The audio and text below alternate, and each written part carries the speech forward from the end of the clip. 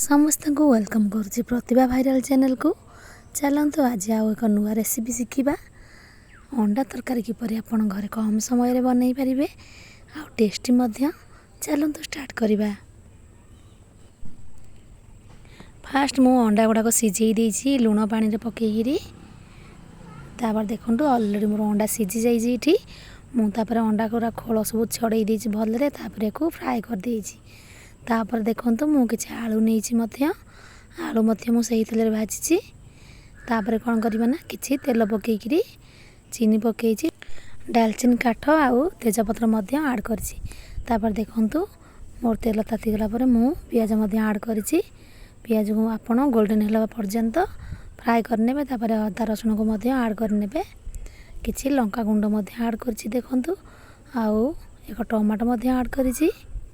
देखुवा भितर निश्चित भाव में लाइक करूँ, सब्सक्राइब करूँ, बेल आइकन को प्रेस करनी कहीं मुझे वीडियो छाड़े आप सर्वप्रथम नोटिफिकेशन पाइपर। किसी चिकेन मसला किसी हल्दी पाउडर आउ किसी लुण आड कर।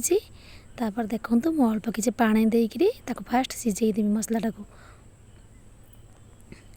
सिझीगला देखु मुझे किसी गुजराती गुंड आड कर। मसला केते सुंदर भाव में सिझी जाइए। देखु कौन करेंगे ना आलू को आड करेंगे। अंडा आड करेंगे। अंडाटा टे मसलार कसले बहुत टेस्टी लगे।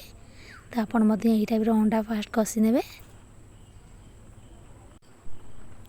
तापर देखु मुझे डालचीनी गुंड पकई।